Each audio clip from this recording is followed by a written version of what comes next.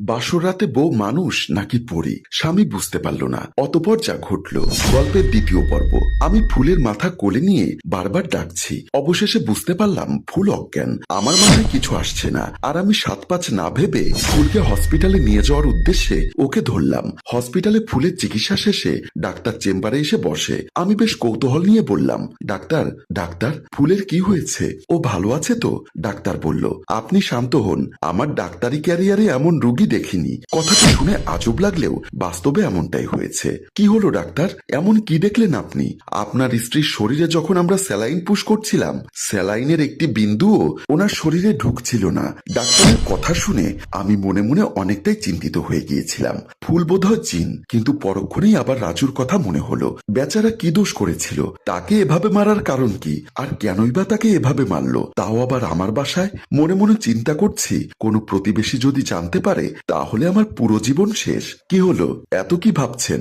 না কিছু না। তখনই ফুলের বাবা মা দুজনেই আসে আর পাশে বসে। আমি হঠাৎ খেয়াল করলাম ফুলও এসে দাঁড়িয়ে রয়েছে পাশে। তাকে দেখে ডাক্তার আর আমি বেশ অবাক হয়ে দাঁড়িয়ে যাই। এ কি, আপনি এখানে কেন আসলেন? কিন্তু ফুল কোনো কথা বলছে না। ফুলের মা এভাবে ফুলকে দেখে বলল, বাবা এগুলো কি করে হয়েছে? মা, আমি অফিস থেকে এসেই দেখলাম ফুল ফ্লোরে পড়ে আছে। ডাক্তার বলল, ভয় পাওয়ার কিছুই নেই। হঠাৎ ফুলের বান্ধবী নীলা বের হয়ে আসে। সেই বিয়ের সময় তাকে একবার দেখেছিলাম, এ পর্যন্ত আর কোনো দিনও দেখিনি। কিন্তু মেয়েটি দেখতেও খুবই রহস্যময়, তেমন কোনো কথা বলে না, সব সময় চুপচাপ থাকে। আমার দিকে এমন ভাবে তাকায় যেন এক্ষুনি আমাকে খেয়ে ফেলবে। মেয়েটিকে দেখলে আমার ভয় লাগে, কিন্তু এখন চিন্তা করার বিষয় হচ্ছে এই মেয়েটি কবে কেবিনে গেল। আমি তো ফুলের কেবিনের পাশেই দাঁড়িয়েছিলাম, আমি তো খেয়াল করলাম না এই মেয়েটিকে কেবিনে ঢুকতে। মনে মনে চিন্তা করতে লাগলাম, পুরো পরিবার এত অদ্ভুত কেন? ফুলের এত কিছু হয়ে গেল, অথচ ফুলের আব্বু একটুও কান্না করলেন না, বরং একরকম ভাবে আমার দিকে তাকিয়ে থাকলেন যেন আমি এসব করেছি। মনে মনে আল্লাহকে ডাকতে শুরু করলাম। মোটামুটি ধারণা করে ফেললাম যে এই পুরো পরিবারটি জিনের পরিবার। ফুল হঠাৎ বলল, বাবা আমি এখন সুস্থ। বাবা বলল, চলো বাবা বিজয়, তোমার বাসায় যাব। ঠিক তখনই আমার বুকের বাপাশে চিনচিনিয়ে ব্যথা অনুভব করতে লাগলাম। ফুলের বাবাকে কিভাবে বলবো যে আমার ঘরের মধ্যে একটি মানুষের লাশ পড়ে রয়েছে? কি হলো, চলো ফুল আর একটু সুস্থ হয়ে যাক, তারপর যাব। তোমার তো মাথা ঘামাতে হবে না, আমার মেয়ে সুস্থ হবে নাকি অসুস্থ হবে সেটা আমি দেখব। তোমাকে বলছি চলো, আর এক্ষুনি যেতে হবে। আসলে বাসায় তো একটি।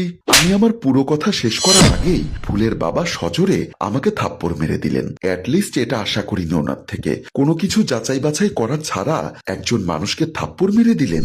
দেখলাম ফুলও চুপ করে আছে, কিছুই বলছে না। অপমানে চোখ বেয়ে জল পড়তে লাগলো। চিন্তা করলাম যা হবে হোক, তাদেরকে বাসায় নিয়ে যাই, তারপর পুরো ঘটনা খুলে বলবো। আচ্ছা বাবা চলো চলো বলে সবাই বের হয়ে গেলাম। ফুলের বাবা মা ফুল। আমি দরজা দিয়ে ঢুকতেই আমি বড়সড় শক খেলাম। ওরা ভেতরে ঢুকে যায়, আমি দাঁড়িয়ে দেখছি। যাওয়ার সময় যে রাজুর লাশ দেখলাম সেটা কোথাও নেই, কোথাও রক্তের একটি ছিটে ফোটাও নেই। কোথায় গেল সবগুলো? কিভাবে সম্ভব এসব? আমিও রুমের দিকে চলে গেলাম। রুমে ঢুকতেই দেখি রুমের ভেতর ফুলের বান্ধবী নীলা ও আরেকটি ছেলে রয়েছে। ছেলেটিকে দেখতে একরকম কবিরাজের মতো লাগছে। কবিরাজ না বললেও মোটামুটি ভণ্ড হুজুরদের মতো লাগছে। কবিরাজ ইশারা করলেন, আমাদের সবাইকে ঘরের ভেতরে ঢুকতে বললেন। আমরা ভেতরে ঢুকে গেলে নীলা বলল, ইনি হলেন কবিরাজ সালাউদ্দিন। কবিরাজ বলল, কালো জাদু মানে কিছু বোঝেন আপনারা? আমি বললাম, হ্যাঁ একটা সিনেমায় দেখেছিলাম। কথা শেষ করতে না করতেই ফুলের বাবা সজোরে আরেকটা থাপ্পড় বসিয়ে দিলেন। এবার অপমান বোধ হলো না, বরং একটু অবাক হলাম। যাক, এত অবাক হওয়ার কিছু নেই, আমার সিনিয়র মানুষ, আমাকে মারতেই পারে। কবিরাজ আবারও বলল, এই ঘরের কোনো ব্যক্তির উপর কালো জাদু করা হয়েছে। কবিরাজ তার ব্যাগ থেকে একটি কাঠি বের করে সবার দিকে একবার নিয়ে যায় আর ফুলের বরাবর গিয়ে থেমে যায়। হ্যাঁ, ওনার উপরে কালো জাদু করা হয়েছে। কবিরাজ তার ব্যাগ থেকে একটি বোতল বের করলো। বোতলের মধ্যে কিছু পানি আছে। সাথে সাথে পানিগুলো নিয়ে ফুলের মুখের উপর মারলো। কিছুক্ষণের জন্যই সবকিছুই আমার সিনেমা মনে হচ্ছিল, কিন্তু পরক্ষণেই আমি ভয় পেয়ে গেলাম। ফুল পাগলের মতো করছে। মনে হচ্ছিল ফুলের শরীর থেকে কিছু একটা বের হয়ে যাচ্ছে, কেউ তার শরীর থেকে তার আত্মা বের করে নিচ্ছে। পাগলের মতো ছটফট করছিল, আর কবিরাজ অনবরত তার মুখের উপর পানি মারতে লাগলো। হঠাৎ করেই ফুল স্বাভাবিকভাবে আমি আসছি বলেই রুম থেকে বের হয়ে গেল। সবাই অবাক হয়ে বের হয়ে যায়। এসে দেখলাম ফুল সোফায় বসে আছে। আমরা কবিরাজ কবিরাজ বলল, কি হয়েছিল বলো। ফুল চারিদিকে দেখলো, যে আমার দিকে নজর পড়ল সাথে সাথে সে আমাকে জড়িয়ে ধরে পাগলের মতো কান্না করতে লাগলো। কি হয়েছে, এভাবে কান্না করছেন কেন? আপনি খারাপ, আপনাকে আমি কতগুলো কল দিয়েছি কিন্তু আপনি একবারও আমার কল ধরেননি। আপনার ওই বদমাস বন্ধুটি এসে আমার সাথে খারাপ ব্যবহার করছিল, আমি যখন তাকে বাধা দেই তখন সে আমাকে থাপ্পড় মারলো, তারপর আমার কিছুই মনে নেই। তার মানে রাজু ফুলের সাথে খারাপ করতে চেয়েছিল, কিন্তু কেন?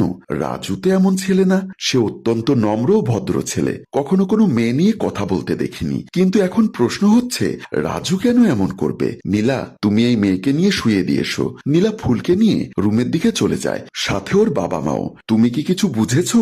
কিছুই তো বুঝতে পারছি না কি হচ্ছে। তোমার বন্ধু রাজু যখন ফুলের সাথে খারাপ ব্যবহার করলো তখন ফুলের সাথে থাকা জিন তার শরীরের ভেতরে ঢুকে রাজুকে মেরে টুকরো টুকরো করে ফেললো। আর এই জিন কালো জাদুর মাধ্যমে ফুলের কাছে এসেছে। এই কালো জাদু কে করেছে?